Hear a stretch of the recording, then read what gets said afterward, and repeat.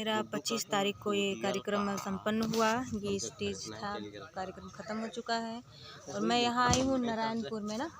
और ये छोटी गुड़िया है, बहुत अच्छी है। मैं जब से आई हूँ मेरे साथ साथ रही, बहुत अच्छा लगा, बहुत मिस करूँगी। और सच में बहुत मिस करूँगी। अपना नाम बताओ। रुचि रुचि बेनवंशी। अच्छा रुचि, ये बहुत प्यारी बच्ची है। यहाँ पे कार्यक्रम भी बहुत अच्छा हुआ, ख़त्म हो गया है अभी, जस्ट हम लोग यहाँ से निकलने वाले हैं।